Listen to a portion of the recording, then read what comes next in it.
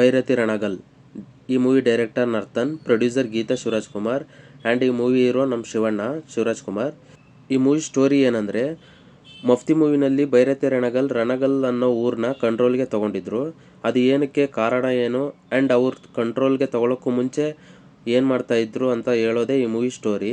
And ಈ ಮೂವಿನಲ್ಲಿ ನನಗೇನು ಇಷ್ಟ ಆಯಿತು ಅಂತ ಹೇಳೋದಾದರೆ, ಮೊದಲನೇದೇ ನಮ್ಮ ಶಿವಣ್ಣ ಆ್ಯಕ್ಟಿಂಗ್ ಆ್ಯಂಡ್ ಲುಕ್. ಕಣ್ಣಲ್ಲೇ ಆ್ಯಕ್ಟಿಂಗ್ ಮಾಡೋದ್ರಲ್ಲಿ ಕಿಂಗ್ ಅಂತ ಹೇಳ್ಬೋದು. ಏನು ಸಕ್ಕದಾಗಿ ಆ್ಯಕ್ಟಿಂಗ್ ಮಾಡಿದ್ದಾರೆ. ಒನ್ ಮ್ಯಾನ್ ಶೋ ಅಂತ ಹೇಳಿದ್ರು ತಪ್ಪಾಗಲ್ಲ ಈ ಮೂವಿಗೆ. ನೆಕ್ಸ್ಟ್ ನರ್ತನ್ ಅವರ ಸ್ಟೋರಿ ಆ್ಯಂಡ್ ಸ್ಕ್ರೀನ್ ಪ್ಲೇ ಇಷ್ಟ ಆಯಿತು. ಪ್ರೀಕ್ವೆಲ್ ಮೂವಿಗೆ ಎಷ್ಟು ಹೇಳಬೇಕು ಅಷ್ಟು ಹೇಳಿ ಮುಗಿಸಿದ್ದಾರೆ. ಎಲ್ಲೂ ಲ್ಯಾಗ್ ಅನ್ಸಲ್ಲ. ಬಟ್ ಸ್ಟಾರ್ಟಿಂಗಿಂದ ಇಂಟರ್ವಲ್ ಫೈಟ್ ಬರೋವರೆಗೂ ಕತೆ ಸ್ಲೋಗೆ ಹೋಗ್ತಾ ಇರುತ್ತೆ. ಇದು ಸ್ವಲ್ಪ ಜನಕ್ಕೆ ಬೋರ್ ಅನಿಸ್ಬೋದು, ಬಟ್ ಕತೆ ಅದೇ ಥರ ಹೋಗಬೇಕು. ಆವಾಗಲೇ ನಾವು ರಣಗಲ್ ಕ್ಯಾರೆಕ್ಟರ್ಗೆ ಆ್ಯಂಡ್ ಇಂಟರ್ವಲ್ ಫೈಟ್ಗೆ ಕನೆಕ್ಟ್ ಆಗೋಕ್ಕೆ ಆಗೋದು. ಇದನ್ನು ಮೆನ್ಷನ್ ಮಾಡಲೇಬೇಕು. ಇಂಟರ್ವಲ್ ಬರೋ 15 ನಿಮಿಷ ಲಾಸ್ಟ್ ಇಂಟರ್ವ್ಯೂಗಳಲ್ಲಿ ಎಲ್ಲರೂ ಹೇಳಿರೋ ಹಾಗೆ ಚಿಂದಿ ಆಗಿದೆ. ಈ ಮೂವಿ ಮಫ್ತಿ ಪ್ರೀಕ್ವೆಲ್ ಆಗಿರೋದ್ರಿಂದ ಸ್ಟೋರಿ ಮುಂದೆ ಏನಾಗುತ್ತೆ ಅಂತ ಮುಂಚೆನೇ ಗೊತ್ತಾಗುತ್ತೆ.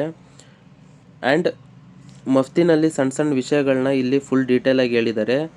ಇದು ಬಿಟ್ಟರೆ ಲವ್ ಸ್ಟೋರಿ ಬೇಗ ಮುಗಿಸಿದ್ದೇ ಒಳ್ಳೇದಾಯಿತು. ಮೂವಿ ಬೇರೆ ಕಡೆ ಎಲ್ಲೂ ಡೈವರ್ಟ್ ಆಗಲಿಲ್ಲ, ಹಂಗೆ ಹೋಗ್ತಾ ಇತ್ತು.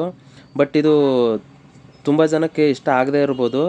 ಮತ್ತು ಇದನ್ನು ಬಿಟ್ಟು ನನಗೆ ಇಲ್ಲಿ ತುಂಬ ಇಷ್ಟ ಆಗಿದ್ದು ಗೌರ್ಮೆಂಟ್ ಆಫೀಸ್ನಲ್ಲಿ ಸಿಗ್ನೇಚರ್ ಹಾಕೋ ಪೋರ್ಷನ್ ಮತ್ತು police station scene and childhood portion, ಇವುಗಳು ಸಖತ್ ಇಷ್ಟ ಆದವು. ನೆಕ್ಸ್ಟ್ ಕತೆಗೆ ತಕ್ಕಂತೆ ಸಾಂಗ್ಸ್ ಇದ್ವು, ಚೆನ್ನಾಗಿದ್ವು.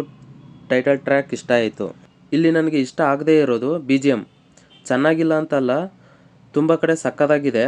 ಬಟ್ ಕೆಲವೊಂದು ಕಡೆ ಒಳ್ಳೆ ಸೀನ್ಗಳಿದ್ವು, ಅಲ್ಲಿ ನನಗೆ ಯಾಕೋ BGM ವೀಕ್ ಆಯಿತು ಅನಿಸ್ತು ಅಷ್ಟೇ. ಇದು ನನ್ನ ರಿವ್ಯೂ.